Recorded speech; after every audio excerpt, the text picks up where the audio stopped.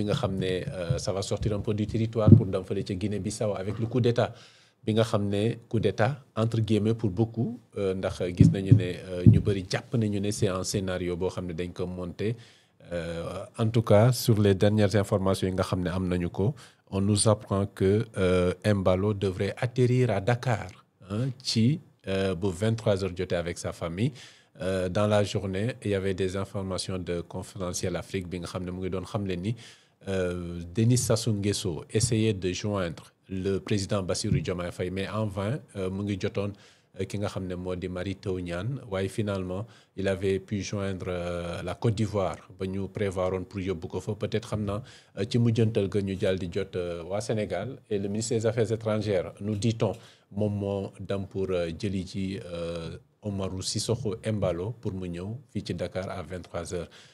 Ban réaction nga ci mën a am d'abord sur le coup d'État et la procédure qui s'en est suivie les événements qui s'en sont suivis ba fi ñu toll nii. Merci Abdou Khadre. Je crois que hier oui. L'information selon laquelle un coup d'État a eu lieu oui. A lieu sax on peut dire oui. Au niveau de la Guinée-Bissau que le président de la République à la suite d'une élection présidentielle bi nga xam ne jàpp nañ ne il a perdu coup d'état nañ ko mais nag intelligence par intelligence Abdou Khadre les circonstances dans lesquelles Embalo wax nañ ñu ne coup d'état nañ ko c'est des circonstances assez douteuses oui. Pour la bonne et simple raison que nous savons tous qu'en Afrique élection présidentielle bu amee ba ci cëppaandaw ga la tradition démocratique voudrait qu'on réussisse la transition c'est-à-dire ki nga xam ne moom moo gagné ak peuple bi accepté porter ko opinion ki ñu gagné céder sa place scrutement mais à y voir de près j'ai comme l'impression qu'il y a quelque chose qui cloche et du ma weddi les gens yi nga xamante ne ñu ngi insinuer li selon laquelle est-ce que le président de la République de la Guinée-Bissau n'a pas concocté ce coup d'État en connivence ak ñi nga xam ne tey jii ñoom ñooy les autorités de ce pays-là. Parce que c'est très très très léger comme argument de nous faire croire que oui élection présidentielle bi jéem na ñu ngi xool kan moo gagné kan gagnéwul def nañ coup d'État. Et si c'est un coup d'État, qu'est-ce qui a permis au président Embalo de faire des communications, de waxtaan ak ay journalistes yoo xamante ne ñu ngi à l'étranger 48 heures après ou bien 24 heures après on nous dit, je ne sais pas si l'information est crédible, oui.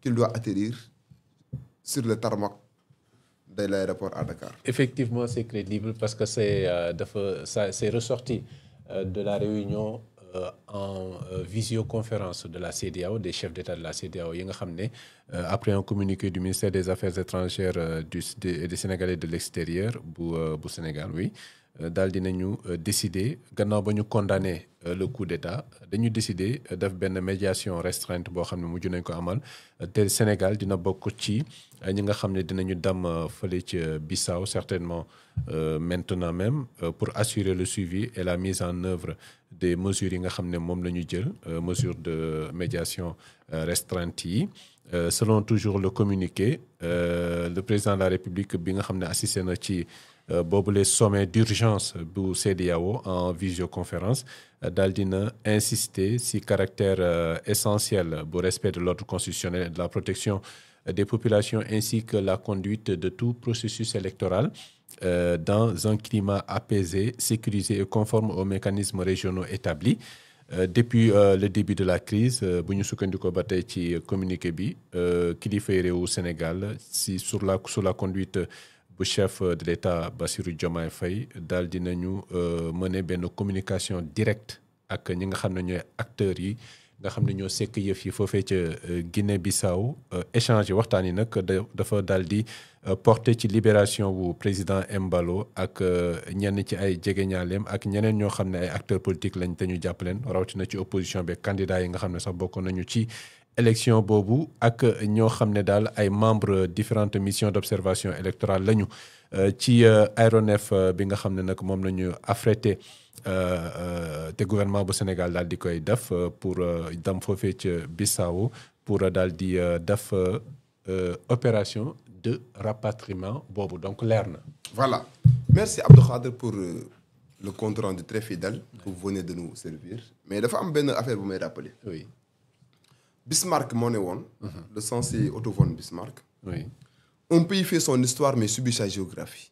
Oui. Un pays fait son histoire mais subit la géographie. Il est constant que nous subissons la géographie du côté de la Guinée-Bissau parce que nous sommes des pays frontaliers et que nous savons tous que du point de vue de la géopolitique, le Sénégal est entouré par une ceinture de feu. Tout à fait. Et la plupart des pays nga xam ne am nañ benn proximité avec le Sénégal. am na ay situations yu fa jot a am ay jéey yoo xamante ne nii. Sénégal yàlla suturaal na ba mësuñu ko am. Donc si une situation pareille se produit véritablement en Guinée d'une manière ou d'une autre dina concerner li nga xam ne tey jii moom mooy le Sénégal. Et que liñ ñu mas a nawee mooy une diplomatie boo xamante ne nii day dox ci li nga xam ne moom mooy jàmm. Et bu fekkente ne l'État du Sénégal jàpp na ne kat situation bi am na ba pare comme que le coup d'État est déjà acté. mu dox ci ay jéego pour que au moins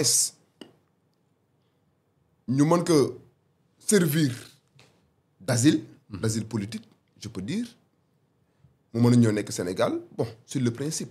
bon de toute façon Embalo fi mooy këram ah. buñ ko tegee ci hospitalité la teranga sénégalaise. Je ne sais pas si cette teranga-là, oui. C'est vrai ou pas. Bon, quand tu as angle bobu non, je pense que y a pas de commentaire là-dessus. Oui. Maintenant, du point de vue de la géopolitique, peut-être bu fekkente ne Sénégal am na jéego yu mu ciy jéem a dox pour que jàmm am. Oui.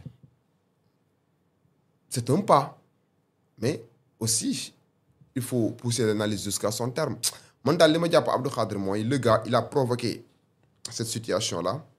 Et après avoir provoqué cette situation-là, daw na ñëw Sénégal parce que coup d'état nan la même pas 24 heures yow communiqué nga fi ak ay journalistes yow min coup d'état communiqué nga fi ay journalistes.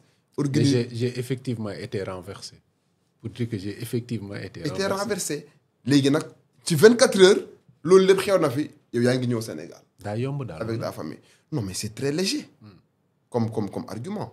Un coup d'état au moins dina am ay représailles yu gën a terrible.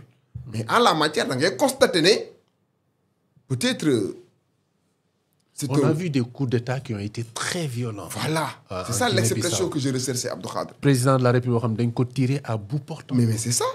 Voilà, au moins ñu traîner dans la boue en quelque sorte.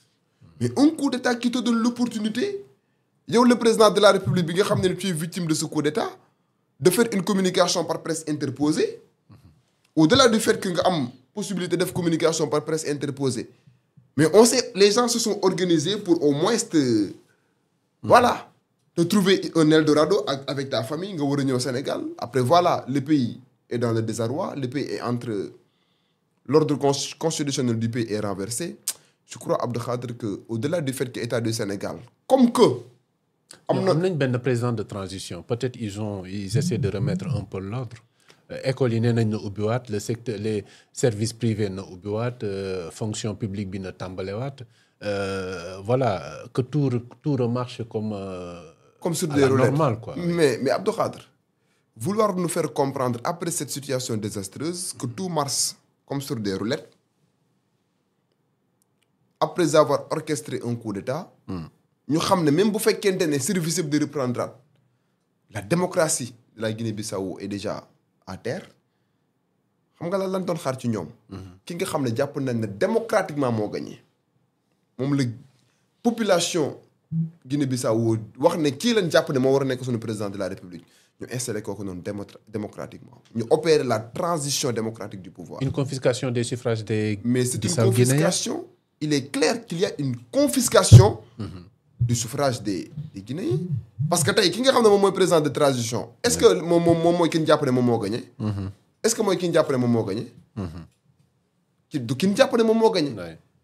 Donc on peut dire que dans l'hypothèse où le gars bañ a yéene pouvoir bi opposition bi ne damay dem comme que xam naa ne damay dem mais je vais créer une situation très désastreuse boo xamante ne nii dinaa mettre mal à l'aise ki nga xam ne tey jii moom moo war a jiite Abdou Khadre il est encore temps que les dirigeants africains comprennent qu'à l'état actuel des choses démocratie àddina bi weesu na élection jot ñu gagné la ba pare ngay jéem a am ut foo sukkandiku wala élection du waaj a jot mu wóor la ne yow du point de vue de la constitution tu n'as pas la capacité pour participer à ces élections ngay jéem a essayer de trouver un subterfuge kañ la Afrique di dépasser niveau boobu dans le concert des nations on parle de questions de développement mais en Afrique toujours des questions politiciennes refont surface des questions de bas étage ay coups d'état donc je crois que Abdou Khadre au-delà du fait que Sénégal li nga xam ne moom mooy rôle am et effectivement le Sénégal j'ai adoré la réaction du Sénégal mais il n'en demeure pas moins que boo poussé analyse bi jusqu'à son terme da ngay comprendre il y a quelque chose qui cloche derrière ce coup d'état bi nga xamante ni bëri nañu jàpp ne au vu des circonstances yi ñu expliqué c'est un coup d'état monté. C'est un coup d'état monté peut-être que le Sénégal n'a pas le choix parce que mu ngi nekk ci benn espace sous-régional boo xam ne solidarité bi dañ ko daal di jox cër bu baax et puis le Sénégal